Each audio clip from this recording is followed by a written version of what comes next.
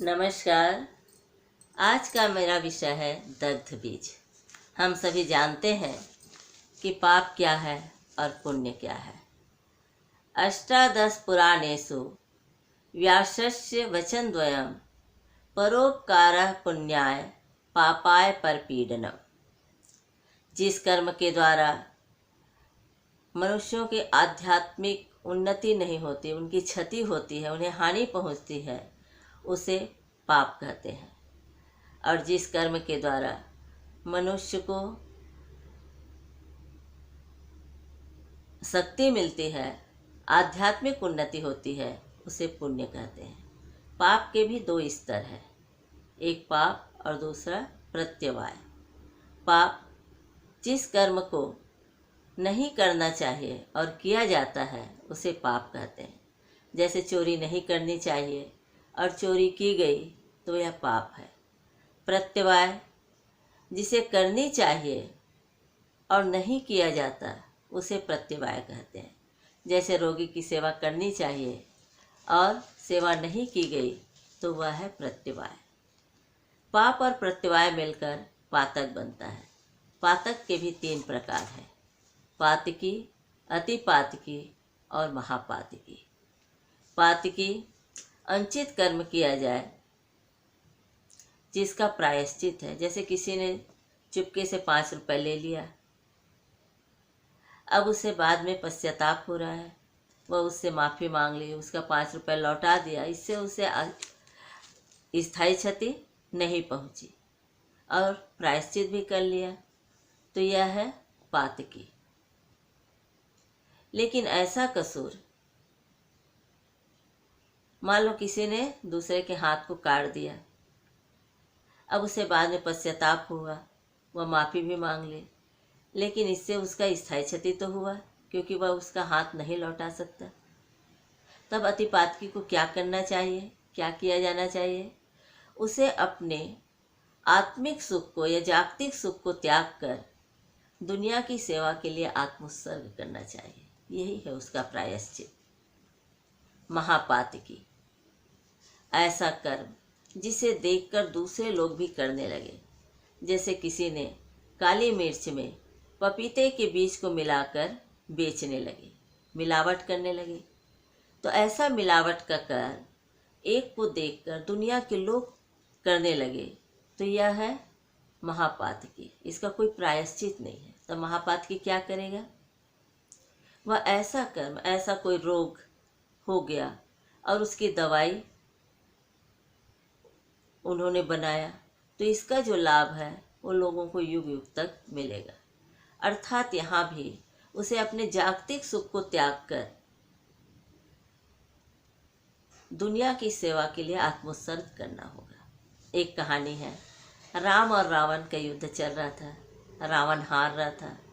रावण ने शिव की स्तुति प्रारंभ कर दी, लेकिन शिव उसकी सहायता नहीं करते हैं।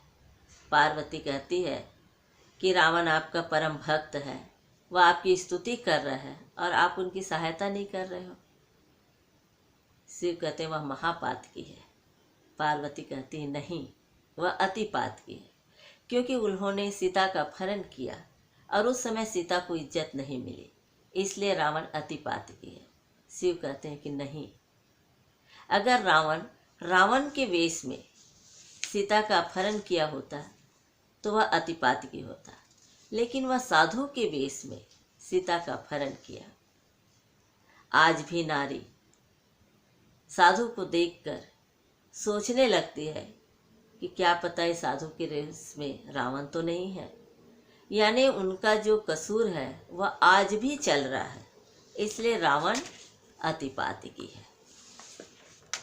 यदि पापी से भी पापी, अतिपातकी से भी अतिपातकी, महापातकी एक मन से अनन्य मनसा से मेरी स्तुति करे, आदर्श के लिए आत्मोत्सर्ग कर दे, तो परमात्मा उनकी रक्षा, उनका उद्धार अवश्य करते हैं और उनकी मुक्ति का मार्ग भी प्रशस्त करते हैं।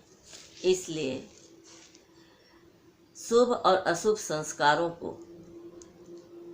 संस्कार जब तक मनुष्य का नष्ट नहीं हो जाता तब तक करोड़ों कल्प तक उसे मोक्ष की प्राप्ति नहीं हो सकते। इसलिए हमें अपने प्रत्येक कर्म को परम पुरुष को समर्पित करना ही पड़ेगा।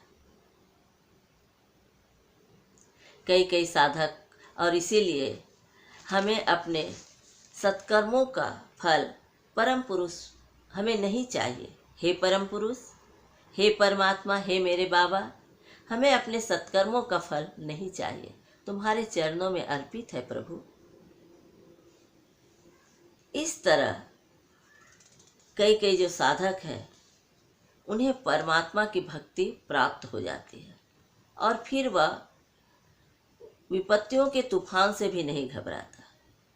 वह कष्टों को भी परमात्मा का प्रसाद समझता है और वह कष्टों में भी आनंद की प्राप्ति करता है। इसे कहते हैं दग्ध बीज। बीज का अर्थ होता है अंकुरन की क्षमता युक्त पदार्थ। बीज को हम बोते हैं और उससे अंकुरन निकलता है और वह पौधे का रूप ले लेता है। लेकिन जब बीज जल जाता है और जब हम उसे बोते हैं तो उसमें अंकुरन नहीं निकलता, वह पौधा नहीं बनता। तो जब हम अपने संपूर्ण सुख दुख को परमात्मा में समर्पित कर देते हैं तभी व्यक्ति दग्ध बीज बन जाता है, क्योंकि उनका अपना सुख दुख कुछ भी नहीं रहता। वह अपने लिए कुछ भी नहीं रखता, एक पैसा भी नहीं रखता। वह सभी को परम पुरुष में समर्पित कर देता है और जब इस तरह से करता है तब उसकी आध्यात्मिक उन्नति दिन दूनी रात चौगुनी हो जाती है। इस तरह पातकी, अतिपातकी, महापातकी भी पूर्ण रूप से समर्पित हो जाए, दुनिया की सेवा के लिए उनकी खिदमत करने लग जाए, उनकी सेवा करने लग जाए, तो वह भी दग्ध बीज बन सकता है। इसीलिए कहा गया है या कहते हैं, इसीलिए भजो रे इष्ट नाम मन मार, भजो रे इष्ट नाम मन मार, भजो रे इष्ट नाम।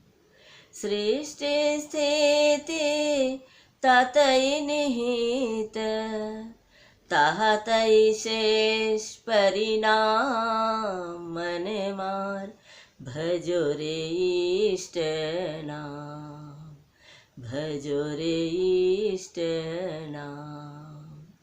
इस तरह से हमें परमात्मा का स्मरण करते हुए, बाबा के दिए हुए बाबा नाम केवलम इष्ट मंत्र का कीर्तन करते हुए उनकी बनाई हुई दुनिया का निस्वार्थ भाव से सेवा करना ही मनुष्य का एकमात्र मूल मंत्र है और उनका परम उद्देश्य है, परम कर्तव्य है। नमस्कार।